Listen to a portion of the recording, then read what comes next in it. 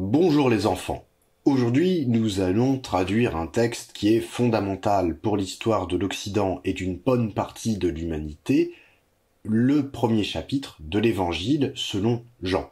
Alors, une partie en fait du premier chapitre, pour être précis, des versets 1 à 34. Je voudrais avant de commencer faire une petite parenthèse. Vous pouvez assister à ce cours, que vous soyez un fervent croyant ou un farouche athée, cela ne change pas grand-chose. C'est un cours de traduction d'un texte qui se trouve tout de même être un de nos piliers culturels. Vous pouvez apprécier le cours parce que vous avez la foi ou l'apprécier parce que ça vous servira d'arme pour rentrer en débat contre les religieux. Peu importe, ça c'est votre problème et pas le mien. Fermeture de la parenthèse. Nous allons faire comme d'habitude, c'est-à-dire que nous allons situer notre texte et notre passage. Il s'agit d'un des évangiles du canon de l'Église catholique. Oui, il y avait d'autres évangiles qui ont été écrits, et ils ont, pour certains, été sélectionnés et placés dans le fameux canon. Alors, cet évangile-là, on pense qu'il est plus tardif que les autres. Bon, ça c'est un fait historique pour votre culture générale, mais surtout, ce qu'il faut savoir, c'est qu'il est déjà, pour la forme latine, une traduction. La Bible latine, la Vulgate, est une traduction de l'Ancien Testament en hébreu majoritairement et un peu en araméen, et des évangiles qui au départ sont en grec ancien. Cette Vulgate, cette traduction a été amorcée par Jérôme et plus tard sera complétée au sein de l'Église. Bref, pourquoi est-ce que ce texte est si important ?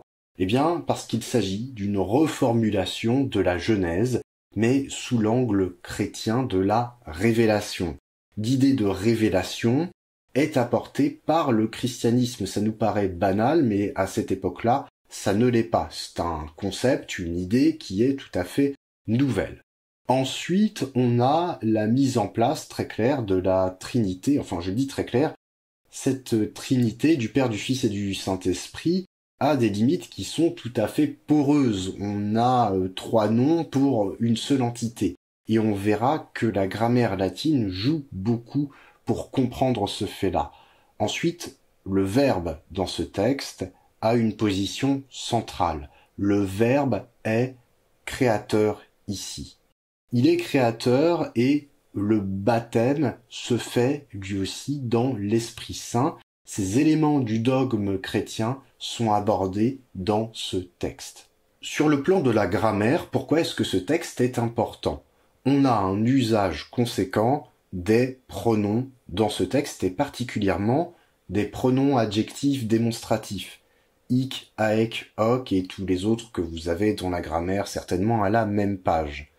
Ne vous inquiétez pas, chaque fois qu'on va en trouver un, je m'arrêterai, je vous réexpliquerai le point grammaire, et si vous ne le comprenez pas immédiatement, ce n'est pas grave, parce qu'on aura d'autres cas de figure, et qu'à chaque fois, je vous referai, non pas le développement en entier, mais la mécanique qui va vous permettre de comprendre comment traduire ces pronoms. Comme autres pronoms, on a aussi les pronoms relatifs, donc c'est qui, que, dont, où en français, qui, que, dont, où. Ils sont présents dans le texte en une moindre mesure, ils ont un fonctionnement analogue aux pronoms adjectifs démonstratifs, donc ça ira vite. En fait, le deuxième point important de ce texte, c'est l'emploi des participes. On a le participe parfait, ou passé en français, le participe présent et le participe futur. Les trois sont utilisés parfois dans le même verset, ce qui permet de les comparer de manière intelligente et de les ancrer dans votre mémoire. À présent, traduisons le texte. En temps normal, je devrais lire le texte latin, puis le traduire en français, et ensuite vous indiquer au fur et à mesure comment j'en suis arrivé là. Malheureusement, aujourd'hui, je n'ai pas le temps de procéder ainsi, donc nous attaquons directement. Je lis. In principio erat verbum, et verbum erat apud Deum, et Deus erat verbum. Ce qui signifie exactement. In principio au commencement, erat verbum était le verbe, et verbum et le verbe erat apud Deum était auprès de Dieu, et Deus erat verbum et Dieu était le verbe. J'utilise, pour les nouveaux qui arrivent, j'utilise habituellement un code couleur. Par exemple, je mets le verbe en rouge, et vous pouvez voir qu'on a une symétrie dans ce premier verset. Comment est-ce que j'en arrive là exactement? Le verbe, parlons-en, c'est le verbe être, sum, qui est à l'imparfait et à la troisième personne. Il était, erat, ok? Je vous aide en bas à gauche en vous disant que ce verbe a le sens fort d'exister. Et en français aussi, on l'emploie dans ce sens fort d'exister. Donc en haut à gauche, vous avez le texte coloré. En haut à droite, le vocabulaire. En bas à gauche, l'aide pour vous et un petit peu pour moi, histoire que je n'oublie pas de tout dire. In principio erat verbum, au commencement était le verbe. In principio, c'est un groupe prépositionnel, c'est-à-dire qu'on a la préposition in avec un ablatif, et tout ça, ça veut dire dans. On le traduit par dans. Littéralement, in principio, c'est dans un commencement ou dans le commencement. C'est un ablatif complément circonstanciel de lieu, c'est un ablatif qui indique en fait le lieu où l'on est. Ce in principio, dans la Septante, c'est-à-dire dans la version grecque du texte, il a la forme en arché. Arché, c'est intéressant parce que ça désigne le point de départ, et ça peut avoir plusieurs sens, tels que l'origine d'événements, mais aussi l'origine de l'autorité, le fait d'avoir une charge, par exemple. En latin, principium, on peut le traduire par principe, commencement aussi. Ça, c'était pour la petite linguistique, mais on va s'arrêter là. In principio, au commencement, erat verbum était le verbe. Verbum, c'est un neutre, verbum, verbi, ça veut dire la parole de manière générale. Ok? La parole de manière générale, et quand on dit le verbe au sens religieux, c'est le sens de parole. C'est pas le verbe comme la nature grammaticale dans la phrase, le verbe, le nom, l'adjectif. Non, c'est la parole. Ce verbum, on va le retrouver juste après, dans le deuxième tiers du verset. Et verbum erat apud Deum. Et le verbe était auprès de Dieu. Verbum est le sujet de erat. Il finit en parce que c'est un neutre. D'accord?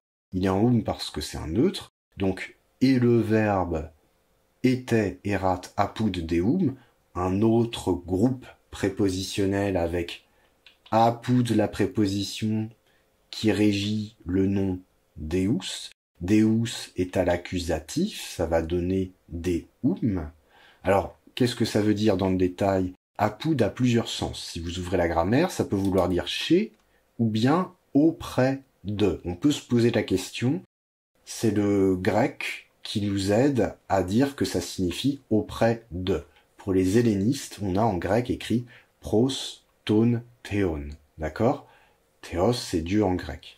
Concernant Deus, Dei, j'ai une petite remarque à le faire. Au départ, la déclinaison de Deus est défective. Qu'est-ce que ça veut dire? Ça veut dire qu'elle est incomplète. D'accord? Elle est défective et avec le christianisme, elle va se compléter. On va pouvoir décliner Deus comme on décline Dominus. Bon, pour la petite histoire. Dernière remarque que j'ai oublié de faire sur verbum, ce qui correspond à verbum dans le texte grec, c'est le fameux logos, qui ici a un aspect religieux particulier. Je passe au troisième tiers, et Deus erat verbum, et Dieu était le verbe.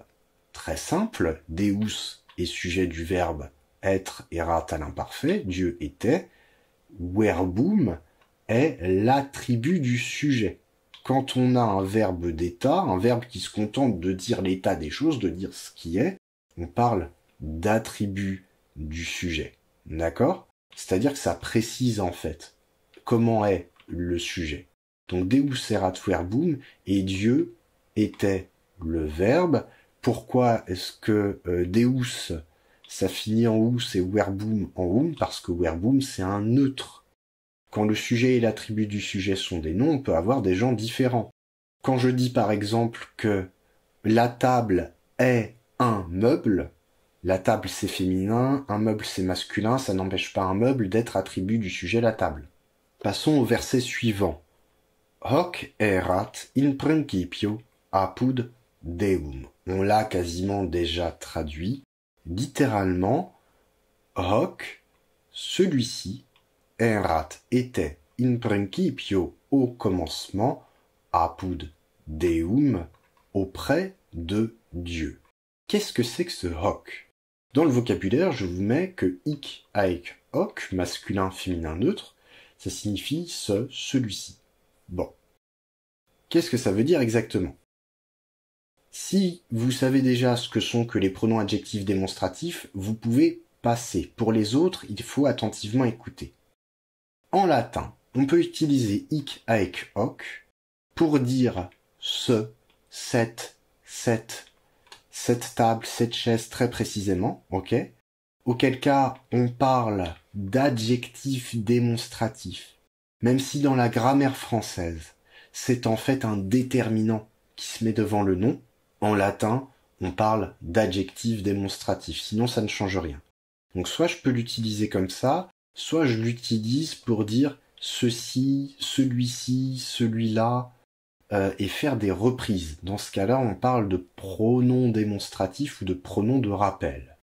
Dans le premier cas de figure, je vous ai donné 3 exemples pour dire se mettre. Je vais dire hic dominus. Vous avez le tableau qui est là pour apprendre à décliner hic, haec, hoc. C'est le tableau au singulier. Il y en a un pour le pluriel.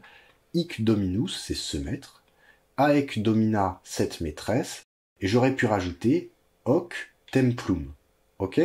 Donc quand j'ai mon adjectif avec un nom, il s'accorde, comme n'importe quel adjectif, avec son nom. Par exemple, pour dire video hunc dominum, je vois se mettre. Se mettre, c'est un accusatif COD, d'accord, qui complète le verbe voir. Je vois quoi? Se mettre, et donc je vais mettre tout ça, le hic dominus, je vais le mettre à l'accusatif. Le deuxième cas de figure auquel on va beaucoup avoir affaire dans ce texte est le suivant. On va prendre une phrase en français très simple. Vois-tu le maître? Point d'interrogation. Oui, je le vois. J'ai mis oui entre parenthèses parce qu'en latin, pour dire oui, en fait, on répète les termes de la question à l'affirmative. Donc on dit simplement je le vois. Ce le en français, c'est un pronom. Un pronom, c'est une coquille vide qui attend qu'on le remplisse avec quelque chose qui précède. Ce pronom le est utilisé pour un nom à la place d'un nom, d'accord? Et il remplace le maître qu'on trouve dans la phrase précédente. Je le vois, je vois quoi? Le. Le est un pronom COD. Et c'est pareil en latin, c'est un accusatif. Je vous mets la phrase latine en dessous. Videsne, est-ce que tu vois, littéralement un ce n'est, pour ceux qui ne le connaissent pas, ça permet de dire est-ce que. Videsne, est-ce que tu vois dominum, quoi, le maître? Réponse, hunc, video. Hunc, c'est hic, haec, hoc au masculin et à l'accusatif. Je le vois. Je vois le. Maintenant, si j'ai un texte comme ça, et que je me demande à quoi correspond ce hunc, ce pronom, comment je fais? Eh ben, je me pose 2 questions. La première question, c'est à quel cas est mon pronom démonstratif? Ici, hunc est à l'accusatif. Donc, il est complément d'objet direct du verbe. Video, hunc, je vois quoi? Le. Ensuite, un nom ou un pronom a un cas, mais aussi un genre et un nombre. Hunc, quel est son genre et son nombre? Masculin singulier. Et cette information, ça va me permettre de chercher le nom auquel il correspond. Parce que le nom auquel le pronom correspond, c'est-à-dire l'antécédent du pronom, est au même genre et au même nombre que le pronom. Qu'est-ce que j'ai? J'ai dominum qui est masculin singulier. Donc le pronom hunc rappelle dominum, ou dit autrement dominum, est l'antécédent du pronom hunc. Video hunc, je le vois, c'est-à-dire le maître. On va en parler, on va beaucoup le refaire. Vous allez simplement m'écouter et ça va rentrer dans votre tête tout seul. Je vous rappelle une dernière chose pour différencier vraiment les 2 cas de figure. Dans le premier cas de figure, mon ik avec ok est immédiatement avec un nom, comme un adjectif avec son nom, et donc ça veut dire ce, cette.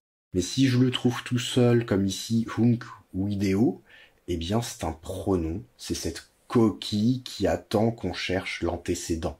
Je reviens sur mon texte, on avait hoc, celui-ci, erat in principio apud Deum. Celui-ci était au commencement auprès de Dieu. Hoc, vous pouvez avoir votre grammaire ouverte, ce sera encore mieux. Eh bien, on m'indique que c'est un neutre singulier, et concernant le cas, c'est un nominatif. Donc puisque c'est un nominatif, ça veut dire qu'il est sujet du verbe erat. Celui-ci était. Oui, un pronom peut être sujet, il remplace un nom. Un nom, ça peut être sujet, donc un pronom peut l'être.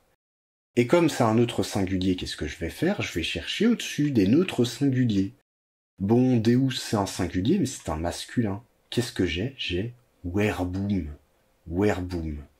Donc, hoc erat, je pourrais le traduire, enfin, signifie celui-ci, c'est-à-dire le verbe était au commencement auprès de Dieu. En français, je vais faire comme en latin, je vais dire celui-ci ou ce dernier, parce que le mot verbum est juste avant, donc je comprends immédiatement qu'on fait référence au mot verbum. On a un cas de figure qui est très simple, ce n'est pas toujours le cas comme on va le voir par la suite. Nous allons passer au troisième verset. Omnia per ipsum facta sunt. Omnia, toutes choses per ipsum, par son truchement, facta sunt furent créées, et sine ipso, et sans lui, nihil quod factum est, rien de ce qui fut créé, factum est, fut créé, littéralement. Prenons la première ligne de notre verset. Omnia per ipsum facta sunt. Omnia, je l'ai souligné, c'est le sujet du verbe facta sunt. On reviendra sur la forme de ce verbe après. Omnia, dans mon dictionnaire et dans ma grammaire, c'est omnis, omnis, omne. Ça veut dire tout ou chaque chose. Et omnis, d'habitude, fonctionne avec un nom. Si je dis omnis dominus, ça veut dire chaque maître ou tous les maîtres. Mais ici, on a ce omnis qui est tout seul. En fait, il est à la forme du neutre pluriel. Quand je prends un adjectif comme ça et que je le mets au neutre pluriel, j'obtiens un nom et j'obtiens précisément ou littéralement omnia, toute chose.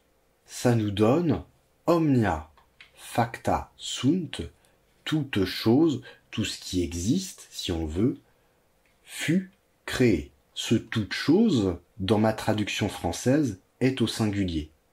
En fait, le neutre pluriel est compris comme un pluriel qui désigne un ensemble de choses. Vous voyez ce que je veux dire? Donc, je vais pouvoir le traduire en français par un singulier.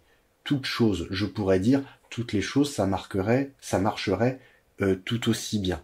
Sachant que, en latin, facta sunt est un pluriel. J'ai donc omnia per ipsum facta sunt, toutes choses par son truchement furent créées. Ce per ipsum, encore un groupe prépositionnel, de quoi est-il constitué exactement? Il est constitué d'une préposition per qui demande un accusatif. Si vous regardez dans la grammaire ou le dictionnaire, vous allez trouver pas mal de choses différentes pour ce per. Vous allez trouver que ça veut dire à travers, elle a un sens spatial comme plein de prépositions, mais qu'elle peut exprimer la cause ou bien le moyen. Mais le moyen, quand le nom ou le pronom qui suit est un animé, est un être animé, et pas quelque chose d'inanimé. En fait, dans le cas de figure qui nous concerne, on va le traduire par l'expression littérale, par l'idée d'un truchement, par le truchement de quelque chose. Par exemple, César, quand il a besoin de connaître une région, il l'a fait découvrir, je cite, per exploratores, c'est-à-dire par des éclaireurs, au moyen d'éclaireurs, par le truchement d'éclaireurs. Ici, on a, par le truchement, per ipsum. Ipsum, qu'est-ce que c'est? C'est comme hic avec hoc, qui lui ressemble beaucoup.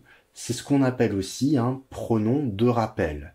Il peut avoir plusieurs sens. Il a soit le même sens que hic avec hoc utilisé comme pronom, il rappelle un nom derrière, soit on peut l'utiliser sous la forme d'un renforcement des pronoms me, tc, me ipsé, moi-même, te ipsé, toi-même, c'est ipsé, lui-même. C'est pas le cas ici. Ipsé, ipsa, ipsum, je vous mets le tableau en haut à droite, le tableau de déclinaison au singulier. La forme ipsum à l'accusatif, je la trouve au masculin et je la trouve au neutre. Donc, première question en fait que j'aurais dû me poser dès le départ, on est à quel cas? On est à l'accusatif. J'ai plusieurs ipsum dans mon tableau, j'en ai un au nominatif neutre, mais je suis sûr qu'on est à l'accusatif parce que c'est per la préposition qui me demande. Ok? Et ensuite, on est au singulier, peut-être au masculin, peut-être au neutre. Il y a fort à parier pour qu'on parle encore du verbum, pour qu'on reste sur le verbum en absence d'indice supplémentaire. Donc, omnia toute chose, per ipsum, par son truchement, c'est-à-dire par le truchement du verbum, facta sunt, furent créés. Ce facta sunt, comment est-ce qu'on peut le comprendre exactement? C'est le verbe facio. Facio, facis, facere, feci, factum, c'est le verbe faire. Sauf que la conjugaison de facio est, elle aussi, défective. Il y a un morceau qui manque. Je m'explique. Si je prends la conjugaison de amo, amo, amas, amare, amawi, amatum, je la mets dans ce tableau très très très simplifié, avec le présent, le parfait dans les lignes et pour les colonnes, l'actif et le passif. Amo au présent, ça fait amo. Au parfait, c'est amawi. Et si je passe au passif, j'obtiens amor, je suis aimé maintenant, et amatus sum, j'ai été aimé, ou bien je fus aimé. Vous remarquez que le parfait passif a une forme qui est composée. Eh bien, pour facio, les choses sont un petit peu différentes. Facio existe au présent, je fais. Il existe au parfait actif, feci, j'ai fait ou bien je fis, mais il n'y a pas de passif. Au passif, la conjugaison de facio est complétée par un autre verbe, c'est le verbe fio. Fio, fis, fieri, factus sum. Fio, littéralement, c'est je suis fait. Donc on passe de facio à fio. Et fio, si je le mets au parfait passif, j'obtiens factus sum, qui signifie j'ai été fait ou bien je fus fait. Donc omnia facta sunt, c'est toutes choses furent faites. Pourquoi est-ce que j'ai facta dans mon texte alors que dans mon tableau j'ai factus? Il faut comprendre en fait factus, facta, factum, qui va s'accorder avec omnia. Donc facta est une forme nominale qui va se mettre au neutre pluriel comme omnia. J'aurais pu écrire dominus, ou plutôt domini facti sunt. Les maîtres furent faits. Une dernière remarque, après je vous assure qu'on en a fini avec ce facta sunt, c'est que ici, ce verbe est employé au sens de créer. En fait, je pourrais traduire par furent créés sans trop de problèmes. C'est quelque chose de très commun dans les évangiles, ce sens-là. Continuons avec la deuxième moitié du verset. Et sine ipso, et sans lui, nihil quod factum est, rien qui fut créé, factum est, fut créé. Alors on se débarrasse du sine ipso très rapidement. Encore un groupe prépositionnel avec la préposition sine qui veut dire sans et qui demande un ablatif. L'ablatif c'est ipse, ipsa, ipsum qui se retrouve ici à l'ablatif neutre ipso. Je vous remets le tableau. Voilà, on l'a ici ce ipso. Donc et sine ipso et sans lui, sans le verbe. Nihil, rien quod qui fut créé, factum est fut créé. Quod, qu'est-ce que c'est? Et nihil, qu'est-ce que c'est? Comment ça marche exactement? Eh bien, quod, c'est le pronom relatif qui, quae, quod. Qui, que, dont, où, lequel, etc. C'est un pronom. Et oh, comme c'est intéressant, il fonctionne de la même manière que hic, haec, hoc.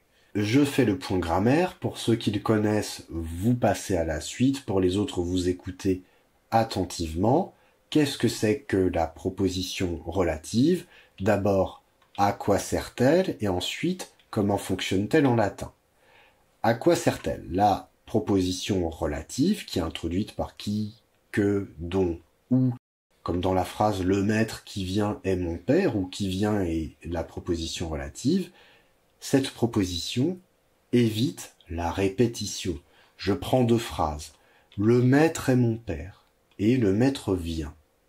Je les combine, ça me donne « le maître qui vient est mon père ». D'accord? À la place de « le maître », de cette répétition, j'ai « qui ». J'ai un pronom qui remplace le mot maître se trouvant juste avant. Je peux même entendre la chose différemment maintenant, je peux la comprendre différemment. Je peux penser que cette proposition relative précise une idée sur le maître. Le maître est mon père, c'est-à-dire le maître qui vient est mon père. J'ai combiné deux phrases. Je suis passé de la parataxe, une phrase à côté de l'autre, à la syntaxe, à une combinaison de phrases et de subordonnées, avec le maître et mon père qui est la proposition principale, on ne peut pas l'enlever, et qui vient qui est la proposition relative. Elle, je pourrais l'enlever. Elle est relative à un mot de la principale, maître. En latin, qu'est-ce que ça donne? Ça donne Dominus est pater meus, le maître est mon père, Dominus venit, le maître vient, et ça va me donner Dominus qui venit, pater meus est, le maître qui vient est mon père. D'accord? Et j'ai la même chose qu'en français. Dominus pater meus est, c'est la proposition principale, qui venit, c'est la proposition relative, et mon pronom qui a valeur d'un nom, remplace l'antécédent Dominus. Comment est-ce que je fais pour le retrouver comme tout à l'heure avec hic, haec, hoc? J'ai mon tableau ici, je ne le connais pas encore par cœur, je le connaîtrai par la suite, c'est pas grave. Pour aujourd'hui, on fait du fonctionnement, on fait de la mécanique, c'est ce qui compte. Je vois un pronom, je me dis, à quel cas est-il? Eh bien, dans mon qui venit, il est au nominatif, c'est le sujet du verbe venir. Le maître qui vient est mon père dans cette phrase qui est sujet du verbe venir. Et il est au nominatif singulier, je cherche un mot au nominatif singulier dans ce qui précède et j'ai Dominus. Dominus pourrait se trouver à n'importe quel cas. Ça pourrait être domino, je m'en ficherais. Il faut que ce soit un masculin singulier, c'est bon. Je vous donne un autre exemple ici. On a Dominus quem video pater meus est. Littéralement, le maître que je vois est mon père. Quem dans le tableau, je l'ai ici. C'est un masculin singulier. Donc il rappelle Dominus. Id est à l'accusatif parce qu'il est le complément d'objet du verbe. C'est le verbe dans la proposition qui décide que ce quem est à l'accusatif. D'accord? Et vous voyez qu'il n'est pas au même cas de Dominus, parce qu'on s'en fiche du cas, finalement, pour trouver l'antécédent. Donc, qu'est-ce qu'on a dans notre cas de figure? Ici, on a nihil quod factum est. Nihil, ça veut dire rien, ça a plusieurs sens. Ça a plusieurs sens, ça peut vouloir dire, au sens d'une négation, ne rien. Ça peut être utilisé comme un nom, ce qui signifie rien, et c'est notre cas de figure, rien. Ça peut aussi avoir un sens adverbial, en rien. Ce n'est pas le cas ici, ça va être rien. Nihil, ça veut dire rien. Et ce rien va être développé par une proposition relative. Rien qui fut créé. Nihil quod. Quod, c'est un nominatif, d'accord? Donc sujet de factum est, et c'est un neutre singulier qui rappelle nihil. Il est au neutre singulier comme nihil. Et je vais traduire tout cela par rien qui fut créé. Factum est fut créé. Sine ipso, sans lui. Allez, on continue, on a fait le plus dur. On a fait les grosses explications, on a fait le plus dur, on passe au verset 4. In ipso, vita erat, et vita erat lux hominum. In ipso, en lui, vita erat était la vie. Et vita, et la vie, erat lux hominum, était la lumière de l'homme. In ipso. In ipso, qu'est-ce que c'est? C'est in avec un ablatif. On l'a vu avec in principio. Normalement, ça indique le complément circonstanciel de lieu, le lieu où l'on est, sans mouvement. D'accord? Et c'est le cas ici. Je sais pas pourquoi je dis normalement, mais c'est le cas ici. In ipso, c'est-à-dire en lui. Mais qui ça, lui? Ben, je me pose les mêmes questions. Ipso, c'est ipse, ipsa, ipsum à l'ablatif. Pourquoi? Parce que c'est un ablatif de lieu, en fait. Et ensuite, c'est pour son genre et pour son nombre, c'est au neutre et au singulier, et donc il a pour antécédent verbum. Ça n'a pas de raison de changer jusque-là. Donc, in ipso, en lui, vita erat était la vie. Vous reconnaissez erat, qui est le verbe être à l'imparfait, et puis vous reconnaissez vita, vitae, la vie. Et vita, et la vie, d'accord? Erat, était, lux hominum. Lux, c'est l'attribut du sujet, vita. Le verbe être ne fait que poser les choses, ne fait que dire ce que c'est. Il n'y a pas d'action. Le COD, c'est quand on a une action. Donc, et la vie était la lumière des hommes, plutôt, je sais pas, je crois que j'ai dit une bêtise juste avant, c'est la lumière des hommes. Lux, vous l'avez ici, c'est lux lucis, c'est un féminin et ça signifie la lumière. On va se rappeler que c'est un féminin. Hominum, qu'est-ce que c'est? C'est un génitif. Alors d'accord, il finit en mais ce est la marque du génitif pour la troisième déclinaison. C'est homo, hominis, génitif pluriel, hominum. Et c'est un génitif complément du nom, lux, la lumière des hommes. 5e verset.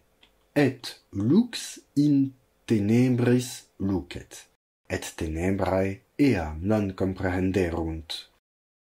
Et lux et la lumière in tenebris lucet, attention. Et la lumière, lui, brille au présent, in tenebris dans les ténèbres, et tenebrae, et les ténèbres, sujet de comprehenderunt, et les ténèbres, eam non comprehenderunt, ne la saisirent pas, ne la reçurent pas, ne l'entourèrent pas. On a plusieurs manières de le dire.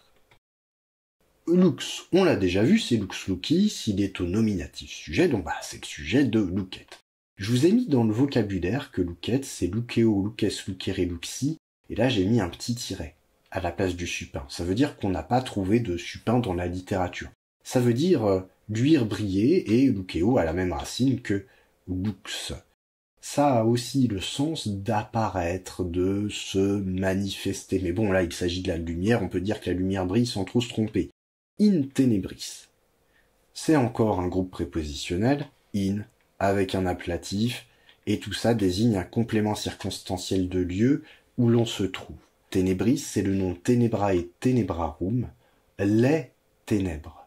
Au lieu d'avoir une forme de type rossa, rossae au singulier, j'ai dans le dictionnaire directement tenebrae, tenebrarum, j'ai le nominatif et le génitif, pluriel, les ténèbres. C'est déjà le cas en latin, je ne sais pas pourquoi, je ne saurais pas vous dire pourquoi.